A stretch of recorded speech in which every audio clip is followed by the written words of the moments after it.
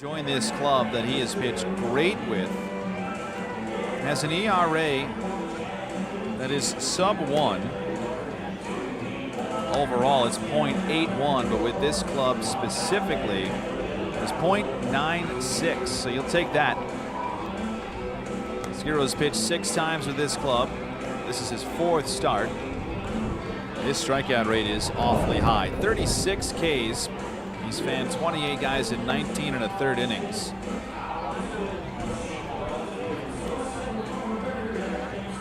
So Skirrow will face Antoine Duplantis, Edgardo Fermin, and Ronnie Mauricio. First time the Cyclones are seeing Noah out of Cambridge, Ontario.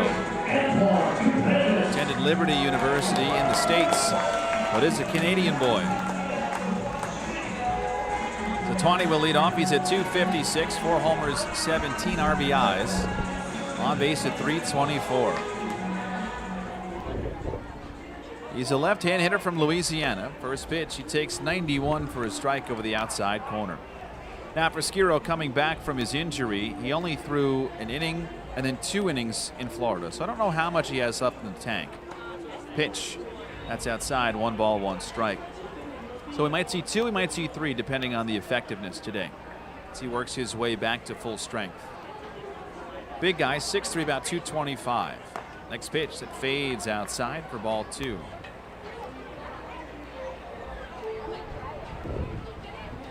Duplantis in that baby blue uniform, the socks hiked up to the knees, all black socks from white pant to black cleat.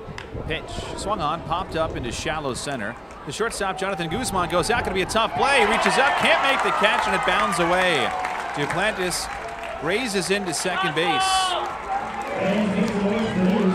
So I'm going to call this a double for Antoine Duplantis. Well, that double brought to you by TD Bank. Make some noise with the new TD Double Up credit card. There's something crazy that we have come across over the last few weeks about Antoine Duplantis. He is what you would call a weekend warrior. Loverboy would say he's working for the weekend. Antoine, you know, we play Tuesday through Sunday, so we have Tuesday, Wednesday, Thursday, the weekdays, and then if you throw Friday in there, Friday, Saturday, Sunday is the weekend games. He loves playing on the weekends. I'll give you the numbers in a minute.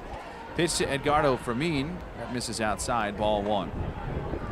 Well, on Fridays, Saturdays, and Sundays, he's hitting right around .315. And Tuesday, Wednesday, Thursday, is .205. It's like actually hilarious how much more effective he is Friday, Saturday, Sunday. Next pitch, that's low for ball 2. But you know, at LSU, when you're playing in college, those weekend series, you wake up on those great conference weekends, play in front of the home fans. And I guess he's carried that into pro ball. Fermin at the plate, 2-0 count. Pitch. It's a little bit low. Pretty crazy. That's wild. I mean, he was such a talent collegiately. It is kind of, it's hard to look past the coincidence of, you know, obviously got very used to that Friday, Saturday, Sunday schedule. Well, it is baseball, so the statistics are just as weird and wild as we can make them. The 3-0. There's a strike on Edgardo, 3-1. That's what we love about this sport. If there's some crazy stat, you will find it. What is he hitting on Fridays in June at 7 o'clock starts when the weather is this and the wind is that? I'm sure we could track it down. Dana, I won't do that to you. I won't make you find it. 3-1 pitch to Fermin. Curls outside, ball 4. So a double and a walk. Edgardo playing in his 5th game. He gets to first base. He's 3 for 14, hitting .214, but gets on. Now a chance for Ronnie to break this scoreless tie in the bottom of the first inning. With nobody out. Switch hitter bats from the left side. Ronnie homered last night. First Maimonides Park home run and the 10th of his career.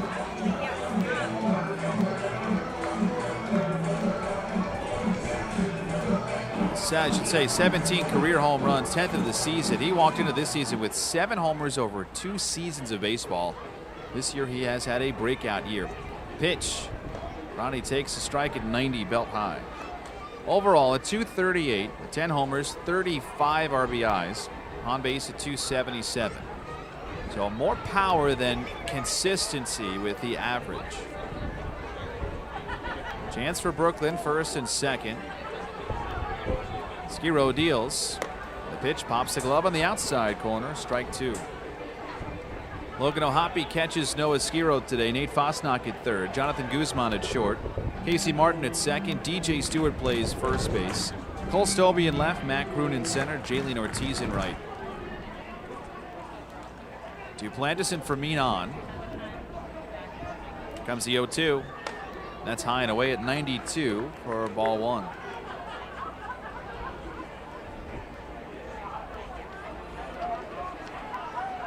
Mauricio past 7 games, hitting .400. 5 of 7 games have been at least 2 hits. He's really on fire right now.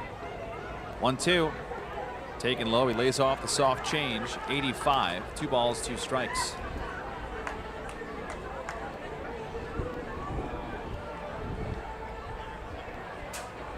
Duplantis takes a backpedal lead off second base, looking at the outfielders. Fermin leads off first base. 2-2 pitch. Ronnie swings and lines one. Base hit left field. That's down in front of Stobie, and everybody moves up 90 feet.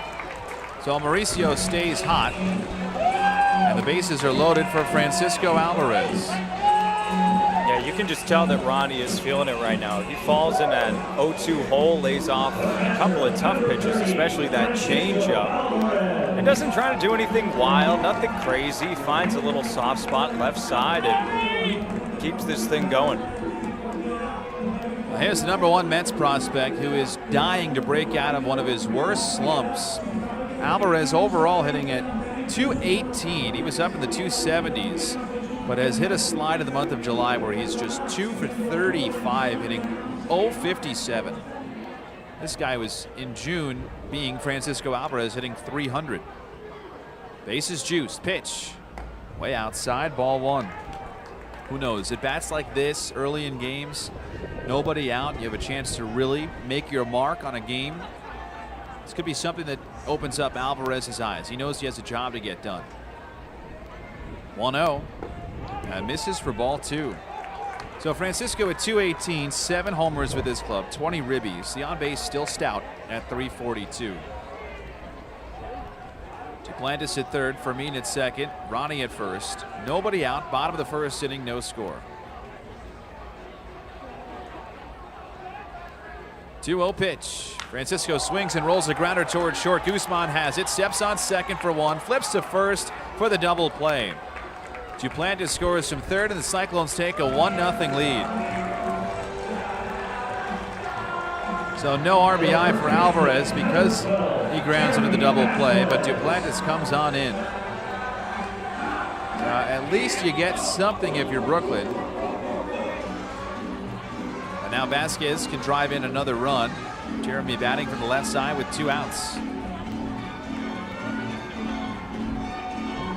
Jeremy at .236, 3 homers, 12 RBIs. The on base at .323. He's had a nice few days. Pitch.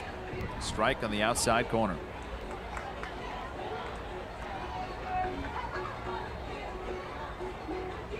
So Fermin, the only guy left on the bases. 3 infielders on the right side. Pitch. Down in the dirt. Good stop from O'Hoppe. 1 ball, 1 strike.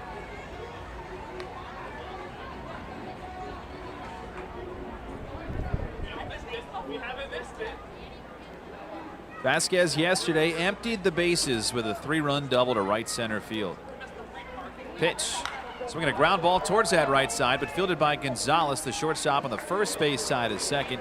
He fields and fires to first in time to get Vasquez to end the inning. Mile-an-hour exit velocity on his single in the second inning. So that is why he is so feared, and the Mets do revere his pop, but he's really struggled to hit for average this year. First pitch from Skirrow to Genord. Joe takes a strike on the outside corner. Joe at .209, 7 homers, 20 RBIs. On base at .268. The 0-1.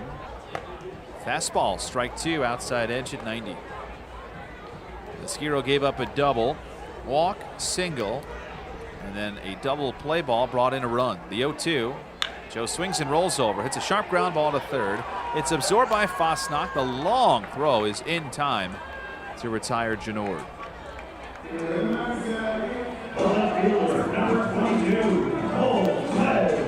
Really pretty blue sky day at Maimonides Park. Some whispery white clouds out in the distance. And above everything, above the batter's eye, way out in center field, it said that weird setup where you can see the moon, the half moon up there in the blue sky. I always thought that was so cool as a kid. Felt like I was in Star Wars or something. Here's Cole Klez to the right side. Pitch. He swings. It's a high fly foul down the left field side. Strike one. Klez hit it, looked at it, trotted out of the box, and then realized, foul ball, let me get back. He'd love to hit his first home run.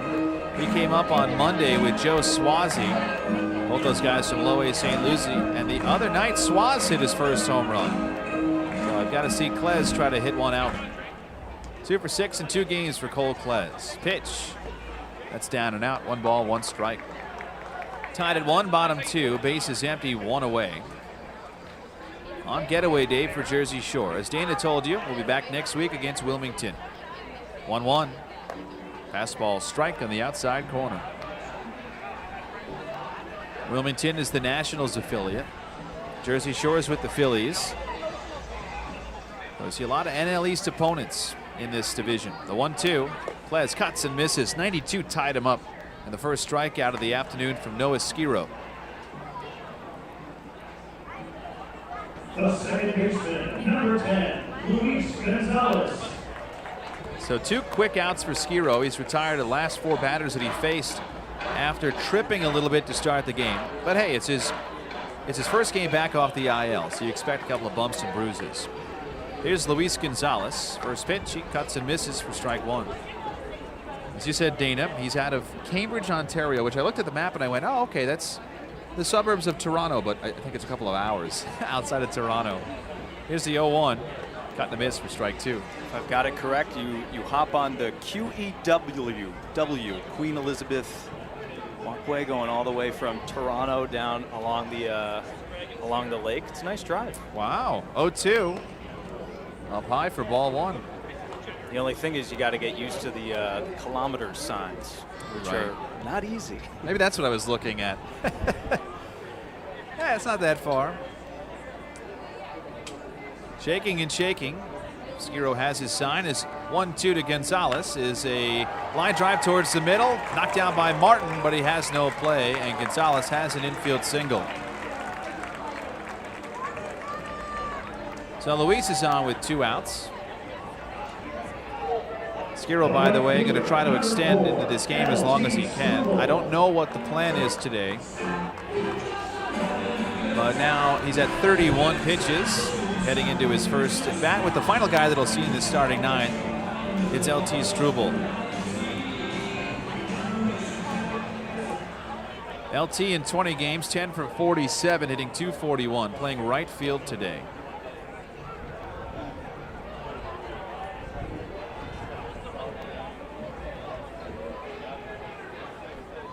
He's a left-hand hitter. Pitch. LT takes high and away. 1 ball, no strikes. So it was funny. I don't know if you heard it in the background, but LT came out to Don't Stop Me Now by Queen, which is terrific. And luckily the movie Bohemian Rhapsody returned Queen to our very eyes yet again. 1-0. Struble takes a strike. But it was funny. On Monday, the Home Run Derby was happening. And then after the Home Run Derby ended, the celebrity softball game aired on TV. And Tim Kirchin was calling the game. And there was a TikTok star, JoJo Siwa, who did a TikTok with Tim Kirchin to that very song. 1-1. Struble takes the strike. Now, when you work in the minors, you wear many hats. And I walked in the next day to find that LT wanted to change his walk-up song to that. And I go, you watching the celebrity softball game? He goes, yeah. 1-2. Just missed upstairs. 2 balls, 2 strikes. Now, Tim Kirchin did not look as graceful as he sounds when he talks about baseball in his TikTok video. But hey, whatever you have to do for the hashtag content. 2-2 pitch. Struble cuts and misses, and he's down on strikes to end the inning. No runs, 1 hit, no errors, 1 left. 3rd inning is upon us next. We're tied at 1 between Brooklyn and Jersey Shore on MILB.TV. Beets and Carrots in Bay Ridge provides the freshest and healthiest farm-to-table fare in Brooklyn. A family-owned restaurant, Chef Slava has been bringing joy with healthy, organic breakfast, lunch, and dinner dishes to the community since 2017. Visit beetsandcarrots.com for the latest seasonal menu options and follow on Instagram for an up-close and personal look at the magic of Chef Slava's cooking. In the first inning, Brooklyn could use another rally like that, trailing by 3 after the almost 500-foot home run from Jaylene Ortiz. He's now hit 12 on the season. The kid just mashes. We'd mentioned right before that he didn't have a hit since Thursday. That picks him up quickly. First pitch to Duplantis, taken high for ball 1 from Noah Skirrow. In his 3rd inning of work, he pitched just 3 innings total through 2 appearances at the FCL. 1-0 is a little outside, so he's getting back from injury, but when he was with Jersey Shore in May, this kid was lights out. 4 shutout starts. 2-0. That's outside as well. So Antoine seeing pitches all away from the lefty swinger, with the wind gusting in from right field. Make things difficult for Antoine to drive it to right. 3-0 is taken down the middle for strike 1. Duplantis doubled to start off the game. Just kind of a shallow pop-up, but it fell in no man's land. Skirrow's 3-1 way outside, ball 4. Good start to the frame. Duplantis aboard. And it's the second walk issued by Noah. He gave up a free pass to the batter now, Edgardo Fermin. In limited time with the Cyclones. Still searching for his first Brooklyn home run. Does have an RBI, the average at 214. Wearing number 7 in that Coney Island Sunday baby blue jersey. First pitch is upstairs. Mets just had a nice come from behind win. Michael Conforto with a 2-run homer in the top of the 9th after the Mets gave up 6 runs in the bottom of the 1st. They worked their way all the way back. Next one drifts away, a ball and a strike, so they win it 7-6. They needed that. A couple of tough losses over the past 2 days to Pittsburgh. Duplantis leads off of first base. The righty Skirrow will check on him. No tag there from Stewart.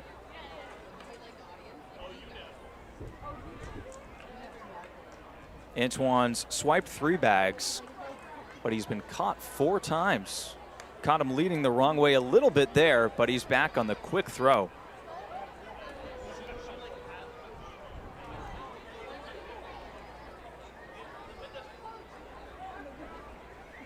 One pitch. Pushed foul into the parking lot, which is very, very packed, with the beach very packed. It's kind of, they go hand in hand. Lots of different umbrellas and the boardwalk jammed with folks walking out a few feet into the Atlantic Ocean. Skirrow shakes off one side, but here's his 1-2. It's outside. 2 balls and 2 strikes on Edgardo Fermin, who did walk in the first and was stranded at third. Finds himself in the number 2 hole after getting the day off yesterday. Also playing third base. 2-2, cut and a miss. Nice cut action on the fastball from Noah that drifted into the righty hitter. It's his 3rd strikeout of the ball game, and it brings up Ronnie Mauricio. I like these day games. It's kind of nice to change of pace a little bit. I remember as a kid growing up, not that I was ever bummed to go see a Paw Sox or a Red Sox game or an MLB game anywhere, but I always preferred the night games. Mauricio takes strike 1. Just felt like if you saw a day game, you never really got to, you didn't get to stay up past your bedtime. Not that it wasn't worth it, of course, but takes out the added pleasure, I guess. I feel like you were shortchanged. A little bit. Yes. Duplantis leads 0-1, stays away. A ball and a strike. Nice thing about day games, though, is especially those 1 o'clockers out by 4 o'clock. You feel like you still got the rest of the day, especially on a Sunday, you don't really have those scaries that creep up on you right after the game. We got a nice 4 o'clock start today. Another check on Duplantis. He's back in. That's 3 times that Noah Skirrow has checked up on him.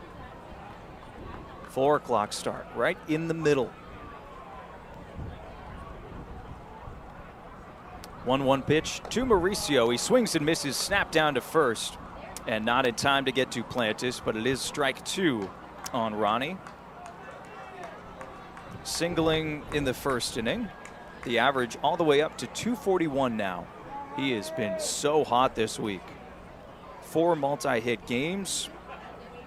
And his first home run at Maimonides Park yesterday. He hit that one from the right side. Bats lefty here. 1-2. Topped to the first baseman, Stewart. And he is retired. Just got it off the end of the bat, did Mauricio for the ground out. Duplantis goes down to second in scoring position. But there are 2 outs for Francisco Alvarez. The catcher, Francisco Alvarez. Catcher tonight for Brooklyn came up in a big spot in the first inning with the bases juiced. And grounded out into a double play. Still did score the run with Duplantis in, but certainly would have wanted a little bit more now. First pitch to Alvarez. He swings and loops it foul off to the right side.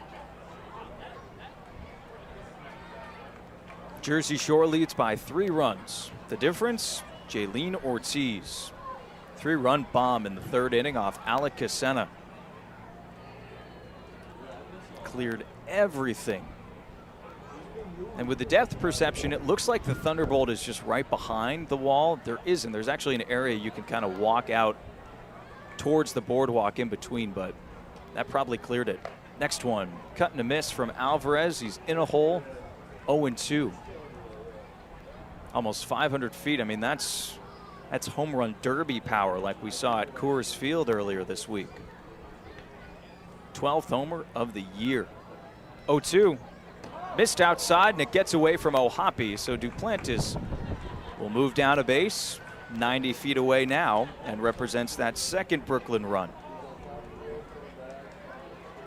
Makes it a little bit easier for Francisco, though you think with just a single, Duplantis is scoring from second pretty much anywhere.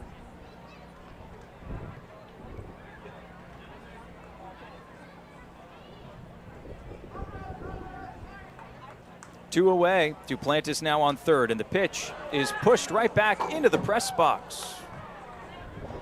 And turns into a souvenir for our camera lady, Harmony. She's very happy. Does a great job with the first pitch before every game. Next one to Alvarez is missed outside. 2 balls and 2 strikes. Well, if it's that close to the camera, it's either a souvenir or a very expensive foul ball for us. It'll be an awkward conversation with Francisco after the game. 2-2. Another foul ball. 2 and 2 outs. I don't think it's coming out of his paycheck, but still, it's a funny story for him.